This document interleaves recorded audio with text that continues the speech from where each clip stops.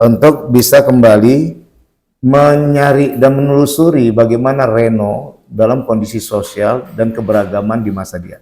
Maka akhirnya ketika masuk poin apa yang disampaikan oleh Reno dan kamu betul-betul meresensi dengan luar biasa genap cinta sejati pada buku dia. Sehingga akhirnya kamu juga datang sebagai kamu punya kekasih sendiri. Ya, jadi artinya bagaimana? Kamu sampaikan pembelaan. Pembelaan bukan memojok. Satu hal yang dilakukan kita lupa bahwa dalam Islam itu, bahwa di situ ditempatkan ada innamal a'malu binniyat, dan semua kita setuju. Masalah eksoterik tentang 2, 3 mau berapa itu bukan wilayah kita. Tuhan itu sejati yang dipahami oleh Kristen, Islam, Hindu, Buddha, bahkan pemenang itu adalah mengatakan yang berkuasa yang bisa mengayomi keberadaan kita berkehidupan. Sehingga apapun yang datang nggak apa, aku ada punya Tuhan kok. Tapi wilayah berapa dia tak usah dibahas. Sehingga akhirnya hadirkanlah dengan diri kita sebagai orang yang berkeyakinan dan akhirnya kita menjadi toladan. Halo sahabat semuanya, salam giat.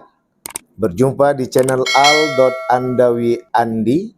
Jangan lupa klik tombol subscribe dan nyalakan loncengnya ya. Terima kasih. Selanjutnya, ini panel yang akan disampaikan oleh Gary Nelwan. Mantap, benar. Gary Nelwan dan Isa. Mantap. Jadi karena panelnya berdua ya, jadi satu orang itu kita kasih waktu 5 menit, jadi 2 orang 10 menit. Oke, kepada presenter waktu dan tempat saya. Oke, moderator saya izin berdiri. Terima kasih untuk kesempatan. Saya Gary Nelwan dan kolega saya Isa Kelimatan. Hasil risetnya dari ketiga pembicara ini berbicara tentang skrip yang sama cuman dari sudut pandang yang berbeda. Nah, sehingga saya ingin bertanya kepada penulis, apa yang menjadi tolak ukur ketika melihat sebuah perdamaian itu dari beberapa pengikut yang dikatakan oleh Mas Ahmad tadi 3 hari 2 malam ya, 3 hari 3 malam di sana berada di ruangan yang sama kira-kira untuk membaca antara kitab satu sama lain, sehingga dari kesimpulan konklusi tadi yang disampaikan Mas Gary itu dikatakan baik. Pertanyaan saya itu apa yang menjadi tolak ukur untuk mengatakan hal itu sudah bisa dikatakan baik bagi peserta, terlepas dari mereka keluar dari ruangan itu akan kembali ke rumah masing-masing. Artinya ya, yang Muslim tetap akan membaca Al-Quran, yang Kristen dan seterusnya seperti itu. Mungkin hanya dalam ruang lingkup itu saja. Apa hanya ruang lingkup itu saja sehingga dikatakan itu sebuah perdamaian, mencapai sebuah tujuan dari perdamaian itu. Di situ pertanyaan saya sebenarnya mungkin. Terima kasih, saya kembalikan. Oke, silakan dulu satu pertanyaan dulu. Apa yang menjadi ukur daripada hal itu pada Oke, terima kasih untuk pertanyaan. Yang pertama, kalau bicara tolak ukur, kami mengambil subjek teman-teman yang Kristen saja. Jadi kalau dari perspektif mereka itu sebenarnya sederhana. Ada 2 aspek yang perlu dilihat, personal dan komunal. Yang berbicara personal, mereka juga bisa membongkar prasangka-prasangka praduga tak bersalah yang selalu melekat dalam diri mereka.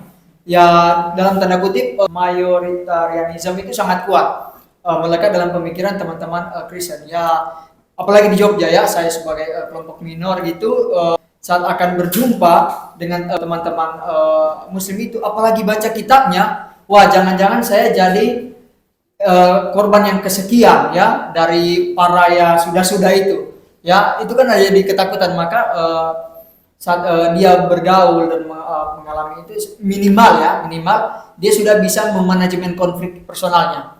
Ya, saya belum bisa targetkan bagaimana indikator perdamaian yang dimention tadi, tapi minimal dia bisa membongkar praduganya, ketakutannya, tembok-temboknya. Itu yang pertama. Yang kedua, dia bisa memanajemen konflik. Jadi saat dia balik ke tempatnya, dia juga bisa membawa cerita-cerita yang bisa memberikan experience bahwa ternyata saat saya kembali ke teman-teman pemuda gereja yang hari-hari ya mungkin bisa jadi ada indikator-indikator etnosentrisme yang kuat karena tidak pernah engage dengan orang muslim contohnya, dia juga bisa memberikan pemikiran-pemikiran yang berbeda, alternatif pemikiran bahwa ternyata saat kita bertemu dengan teman-teman muslim ada hal-hal yang menarik sebagaimana yang saya dapati. Dia juga bisa membawa membawa cerita-cerita ini minimal ya. Dia juga bisa menjadi agen perdamaian. Ya lewat itu bisa memanajemen konflik secara personal dan komunal di komunitas mana dia hadir. Saya melihatnya begini, di setiap selesai SR atau selesai kegiatan-kegiatan itu kita tidak berhenti hanya sampai di situ. Kita selalu ada follow up setiap kali lewat pertemuan-pertemuan. Kita selalu mungkin nongkrong bareng, ngopi bareng. Ya itu selalu menjadi follow up dari kegiatan scriptural rationing atau kegiatan-kegiatan yang dilakukan oleh YPC. Dan situ pertemuan-pertemuan itu kita di Gary bilang bahwa ada personal juga ada komunitas di situ dan masing-masing orang secara tidak sadar langsung terbuka, artinya langsung kayak menyadari bahwa apa yang diduga selama ini bahwa tidak mungkin ada ruang seperti itu menjadi ruang yang hadir atau ruang yang ada. Itu dalam komunitas bersama karena sudah berjumpa di scriptural rationing. Di komunitas yang saya tarik komunitas yang lebih luas lagi, pengalaman saya ketika saya berada di luar komunitas YPC atau di luar kegiatan teman-teman yang sudah lakukan SR itu, terutama teman-teman muslim, saya menjadi tidak canggung lagi. Artinya apa yang saya dapat dan dari pengalaman bersama membaca kitab suci itu menjadi pegangan penting bahwa saya diterima begitu, karena saya bisa juga meraba, membaca atau memaknai kekayaan dari suatu kitab suci. Dan mungkin itu menjadi suatu follow up pertanyaan Mas. Terima kasih.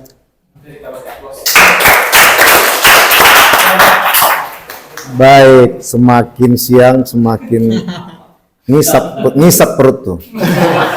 Jadi biar nggak terasa ngisapnya, kita nostalgia dengan kisah cinta. Kisah Mas Jerry dan Ishak menghadirkan sebuah kisah seperti dua pemuda berbicara tentang kekasihnya. Duduk bersama sambil menghadap pemandangan yang indah, menggoyangkan kaki dengan di bawah adalah sungai. Kayak mana pacar kau? Kau pacar kau kayak mana? Dan gak mungkin pacar pemuda tadi bertukar, karena dia sudah yakin itu adalah pepacarnya. Enak kan bahasa gini kan? Cepat nyambungnya. Yang kedua adalah, ini bukan bahasa Mas Ropik, Mas. Yang kedua adalah, kita tahu bahwa yang kita punya kekasih itu bukan karena paksaan. Yang ketiga adalah, Mas Jerry, meskipun engkau berada di tengah-tengah wanita yang cantik jelita, raya-raya, dan lagi nyari pria, engkau akan mengatakan bahwasanya kekasihmu adalah segala-galanya. Karena engkau telah melihat bagaimana di dalam hatinya, tidak melihat dalam luarnya. Dan itulah keyakinan. Inilah maka dalam Islam adalah la ikraha fiddin. Tidak ada paksaan dalam bercinta. Itu versi saya. Ya, tidak ada dalam paksaan dalam masuk dalam Islam. Islam itu cinta. Saya suka mengatakan kepada adik-adik mahasiswa BS1, S2, jadikan skripsimu adalah kekasihmu yang tak akan tertukar. Maka oleh karena itu tambahan masukan saya, masukan kajian itu, bahwa ada Islam berbicara la ikraha fiddin. Maka Mas Ishak dan Mas Geri tidak akan membesarkan cahaya lampu di kegelapan yang lampu tadi berkata, gawat nih, aku di tempat mayoritas nih. Ya, jangan. Tapi yakinlah, karena di dalam ajaran Islam itu sendiri pun tidak ada paksaan dan tidak ada untuk memaksa orang. Nah, maka dalam hal ini, dan kisah untuk cerita silakan. Banyak sahabat yang mempunyai sahabat di dalam beda beragama. Bahkan ada juga, kami itu waktu di Binjai setelah Medan, kita tuh berjiran tuh Muslim dan Kristiani, Protestan lagi. Nenek dan bercucu biasa. Ya, dan saya juga pernah meneliti Kristen. Dan saya menghargai itu. Baik, oleh karena itu intinya masukan dari saya buat Mas berdua adalah tetap pahami itu jadi landasan utama. Yang kedua adalah pahami bahwa tadi saya dengan analogi bahwa seperti dua pemuda yang mempunyai pacar yang berbeda. Ya, yang ketiga adalah kemanapun dia berada, baik itu pemuda maupun pemudi, dia nggak akan pernah terkelabui dengan kecantikan dan ketampanan mereka, karena dia akan mengatakan setampan-tampan dan cantiknya diri kalian, lebih tampan dan lebih cantik kekasih. Maka kembali lagi pada kaji lakum dinukum waliyadin. Yang ingin kita bangun adalah bagaimana tetap kembali, ini kayak jadi Mas Asin Wijaya jadinya. Bhinneka Nusantara, Bhinneka Tunggal Ika. Ya, jadi ini yang dikembalikan ya. Jadi silakan, bagus sekali. Tapi satu hal yang harus dipahami, tentunya ini adalah yang mempunyai kajian yang sudah mumpuni. Misal kayak kita di sini ada studi agama-agama. Tapi kalau memang dia bukan adalah orang yang kesana kajiannya, tentu itu yang bisa merusak. Sedihnya adalah siapa lagi yang terjadi? Awak pun berkawan sama tetangga yang muslim tadi tak bisa lagi. Awak berkawan sama orang yang Kristen tadi nggak bisa lagi. Gara-gara apa? Kita tidak melihat the right man on the right place. Bisa pula bahasa Inggris ini. Ya, likuli makom makol, walikuli makol makom. Terima kasih, saya kasih apa semua. Ayo. Bapak intinya cinta itu buta. Ya. Karena waktu kita tidak banyak lagi. Karena waktu kita tidak banyak lagi, sekitar 15 menit Pak. Oh, ada satu lagi? Satu lagi, karena setelah ini ada panel season kedua ya, 12.45. Jadi langsung saja kepada mbaknya, mbak yang paling cantik dari para. Nah, ini dia. Assalamualaikum warahmatullahi wabarakatuh. Waalaikumsalam warahmatullahi wabarakatuh. Kali ini saya akan mempresentasikan the theology of the Quran for proving Allah God in the Quran. Reynolds ini sebelum ke bukunya, saya mungkin akan mengenalkan sedikit tentang deskripsi Reynolds ya. Beliau ini adalah lecturer di Notre Dame University dan mempunyai peran penting di interreligious relation seperti itu. Seperti pada tahun 2017, he was involved in the Papal Council at the Al-Azhar Ash-Sharif Center for Dialogue, and in 2020, Pope Francis appointed him as the member of the council, the Pontifical Council for Interreligious Dialogue. Dan salah satu pemikiran besarnya adalah pendapatnya tentang originalitas Al-Quran. Mungkin kalau penafsir-penafsir sebelumnya atau yang lain itu melihat bahwa utamanya orientalis ya, menilai bahwa Al-Quran itu just a borrowed text, jadi bukan teks orisinal, tapi Reynolds ini ingin mengangkat persamaan derajat antara Al-Quran dengan Bible. Kemudian untuk metodologi yang dipakai Reynolds dalam pembahasan bukunya, dia menggunakan narrative criticism. Dan sebelum setiap chapternya, setiap bagian babnya itu dia selalu membahas isu-isu kontemporer atau religious konflik yang terjadi di sekitar dia. Bahkan di beberapa negara seperti di Pakistan, di Afghanistan, dan juga di Indonesia. Kalau yang Indonesia itu kejadiannya Gubernur Ahok, itu dia juga sempat membahas karena the issue of blasphemy itu adalah salah satu his main issue in this book. Kemudian selanjutnya untuk applying narrative criticism, ini untuk menyingkat waktu saja ya. Applying narrative criticism ini dia menafsirkan Al-Qur'annya atau membaca Al-Qur'annya itu melakukan tiga bentuk analisis. Yang pertama itu dia melakukan tafsir Al-Qur'an bil-Qur'an, interpreting one verse by another verse, baik dengan munasabah ataupun dengan tafsir maudhu'i atau tafsir tematik. Selanjutnya, dia juga melaksanakan atau menggunakan traditional Islamic sources, di mana dia menggunakan hadis dan juga pemikiran para teolog. Sebenarnya menariknya dari pemikiran Reynolds ini, dia tuh sangat menentang pemikiran ahli tafsir, tetapi dia sangat mengapresiasi pemikirannya para teolog. Itu saya tahu setelah melakukan wawancara dengan dia melalui email. Kemudian yang terakhir, dia juga nggak lupa kalau semisal tidak ada persamaan antara Bible dan Al-Quran, dia itu menonjolkan intersection of both scriptures dengan pemikiran homily, di mana Al-Quran itu memang kadang berbeda dengan Bible karena dia memiliki homily baru. yang memang punya tujuan yang lain juga. Nah, selanjutnya ayat-ayat yang dibahas dalam buku itu sebenarnya sangat banyak.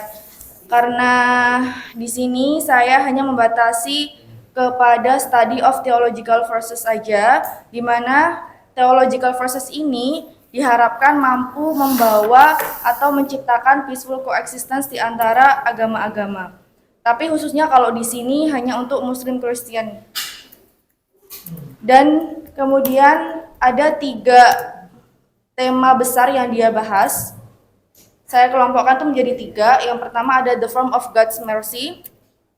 Di sini dia menyebutkan bahwa mercy itu tidak hanya tentang affection, richness, tapi juga tentang keadilan, tentang justice. Dia juga melihatkan bahwa mercy di sini dilakukan oleh Allah itu dengan 3 bentuk: penciptaan, sending of prophets, kemudian forgiveness of sins. Kemudian untuk yang terakhir ini, Reynolds menafsirkan surat Al-Mu'minun ayat 3 dan At-Taubah ayat 118 menunjukkan bahwa siapapun yang melakukan dosa itu adalah kehendak Tuhan, bukan kehendak manusia tersebut. Yang kedua adalah the form of God's anger.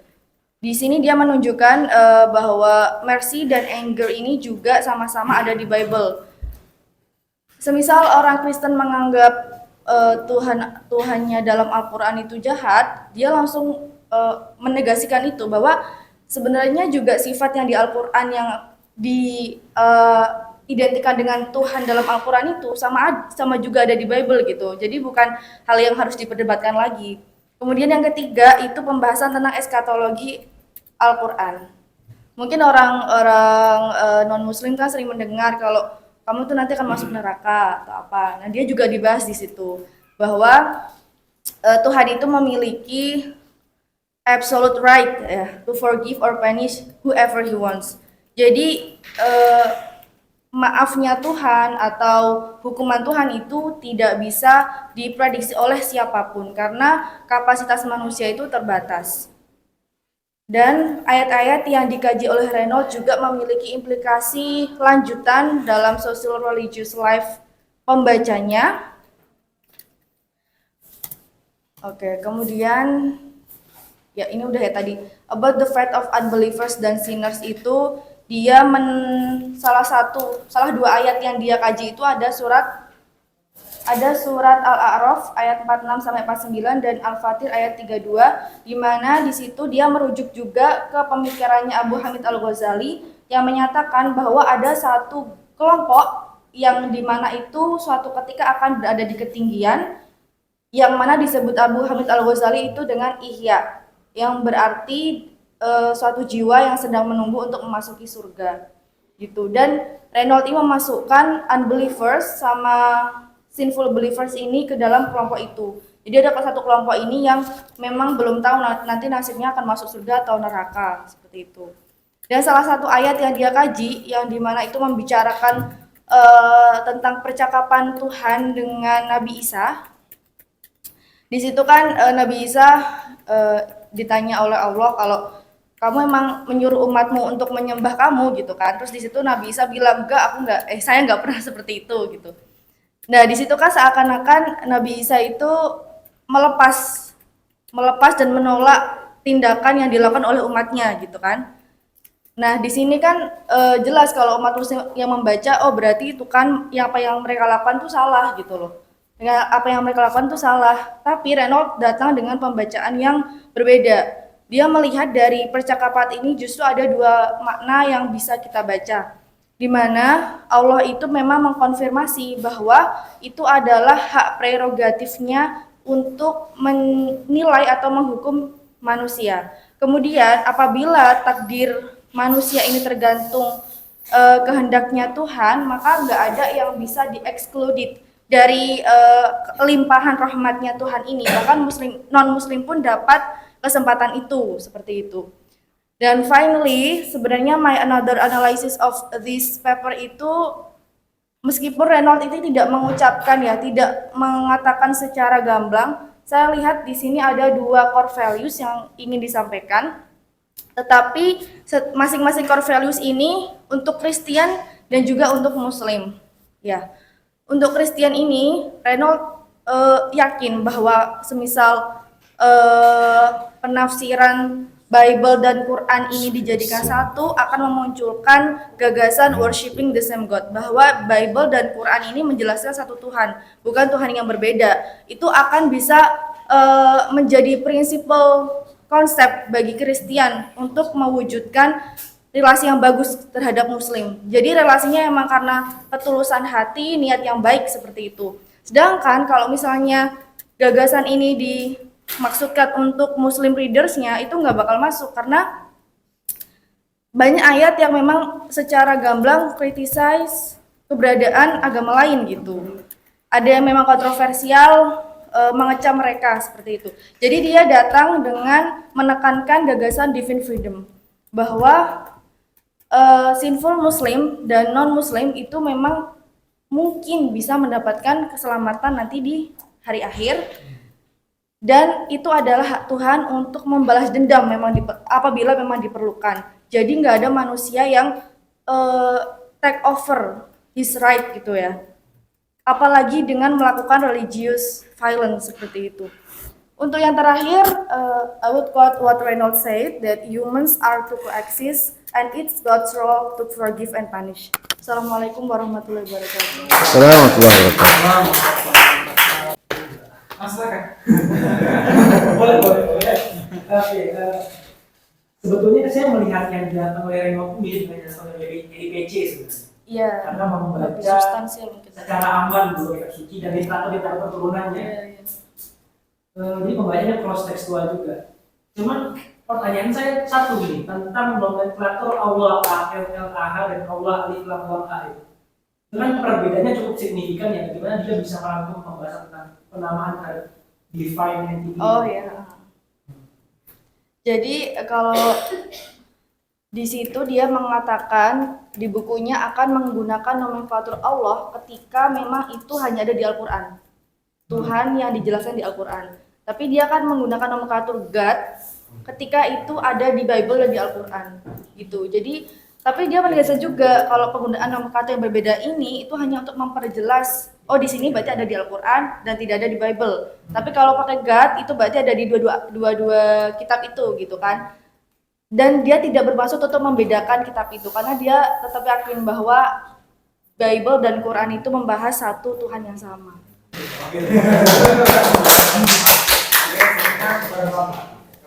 Ini memang kawasan esoterik semuanya. Saya lihat adalah jubahnya sama, esoterik. Walaupun temanya secara monoton Christian. Baik, siapa namanya? Melisa. Karena yang paling cantik di antara yang semua. Iya, saya cowok semua ya Pak. Iya betul. Ibu karena di sini kan Bu, ya. Apa judulnya tadi Mbak? The Theology, aku udah jadi lupa ya. Udah bahasa Nusantara aja, bahasa Nusantara. Teologi Al-Quran untuk menciptakan peaceful coexistence, analisis bukunya Reynolds. Oke. In the Quran. Satu hal yang harus kita pahami teman-teman sekalian, bahwa kita ingin menyampaikan pesan kepada orang dan memunculkan kedamaian. Sepakat? Sepakat. Oke. Yang kedua bukan memprovokator. Bukan. Tidak memprovokasi maksud saya, dan bukan sebagai provokator. Dalam satu hal secara tekstual memang ini bukan studi komparasi, tapi secara kontekstual ini komparasi. Pertama adalah bagaimana Reno menyikapi tentang hal ketuhanan, tapi dia agak sedikit matanya nyorot kepada keislaman. Sisi lain, sebagai seorang yang dipojokkan, mungkin sebenarnya Reno nggak ada mengarahkan untuk memojokkan. Seperti yang disampaikan penanya pertama tadi, tulus apa adanya. Ini orang polos-polos banget gitu loh. Cuman yang heboh tuh ya seperti Darwin nggak ngomong orang mirip monyet, semua orang sibuk mengatakan Darwin mengatakan adalah kita keturunan monyet. Kan kasihan Pak Darwin itu. Ya, baik itu guru saya. Ya, karena saya tahu beliau ada yang ciptakan adalah Tuhan yang Maha Kuasa. Setuju? Isa? Ya. Baik. Dalam hal ini Siapa tadi namanya lupa saya? Mila, kalau baru 2 hari saya pisah sama istri saya udah lupa saya. Jadi sampai nama wanita pun lupa. Siapa namanya tadi? Melisa. Jadi oleh karena itu yang harus kamu tampilkan ini menarik. Karena satu sisi ini jual belinya tinggi nih. Lengkap ini. Pro dan kontra nih. Ada apa Melisa nih? Orang penasaran langsung beli bukunya. Kalau ini jadi artikel. Yang kedua, wah ini paten ini, bisa jadi kayak mana? Jadi serba laku. Lempar orang beli, ya, disodorkan orang lapar pasti beli. Ini yang saya maksud tadi adalah tulisan yang bagus. Namun adalah jangan sampai kamu bangkrut mendadak. Ya, artinya didatangi orang terus. Mana uang kami tadi? Kembalikan. Kamu kok ngompori? Tapi ketika kamu bisa menyatakannya dengan seksama, maka sampaikanlah apa yang disebutkan oleh Reno. Bagaimana cara mandangnya? Walaupun kajian teks ini, kamu harus juga bermain-main dalam kondisi sosial bagaimana Reno beragama di masa dia. Adakah jirannya Muslim? Antara Isa sama si Gary aja tadi berbeda kajiannya. Ya, Isa agak lumayan, Gary agak ketakutan. Ya, izinnya Gary ya. Tapi sebenarnya mereka dikuatkan oleh kawan bekawan. Enggak, kita adalah bekawan. Kita dengan sama. Jadi ini poin dari Bapak adalah untuk bisa kembali menyari dan menelusuri bagaimana Reno dalam kondisi sosial dan keberagaman di masa dia.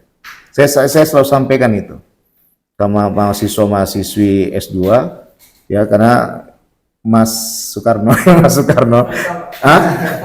Mas Faiz yang sesingkat-singkatnya ya. Jadi oleh karena itu adalah saya selalu kembalikan karena memang kita orangnya akidah filsafat, tapi pas pula ditempatkan kita sebagai kaprodi S2 IAT, maka saya juga nggak mau kita sibuk dengan metodologi, tapi kita mau dengan kondisi isi, sehingga akhirnya saling berbagi.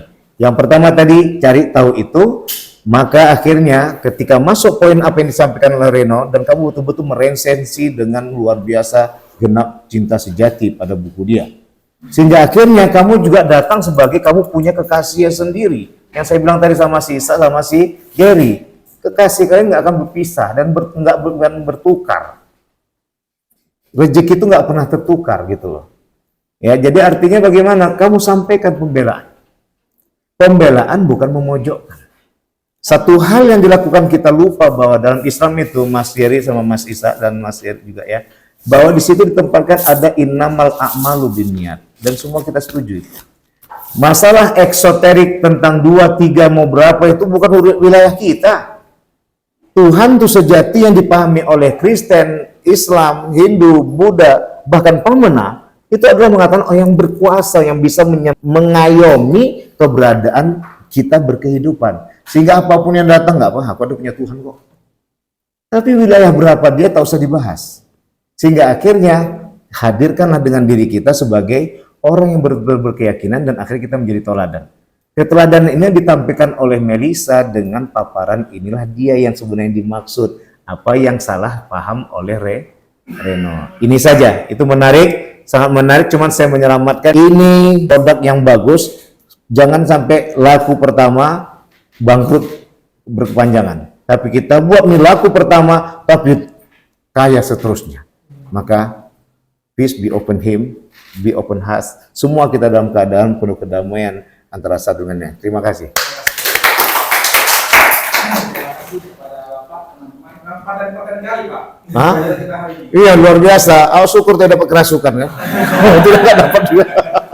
Jadi terima kasih kepada Bapak dan panelis bahwa kita hidup di Indonesia ini harus berdampingan karena negara kita itu negara kesatuan Republik Indonesia. Kalau istilah kami itu, saya lebih suka dengan Islam moderasi beragama. Karena Indonesia ini bukan milik orang Islam, bukan milik orang Kristen, tapi milik kita semua. Dan bukan milik orang Hindu, Buddha, dan sebagainya. Karena sebab itu, saling berdampingan, menjaga satu sama lain. Karena dengan kita bersama, kita akan bisa memajukan Indonesia ini yang lebih baik lagi. Terima kasih. Ya. Assalamualaikum warahmatullahi wabarakatuh. Waalaikumsalam warahmatullahi wabarakatuh. Selesai sudah. Ini pejuang-pejuang bumi Nusantara menemukan, menghadirkan kembali kedamaian yang ini guru kita. Masya Allah.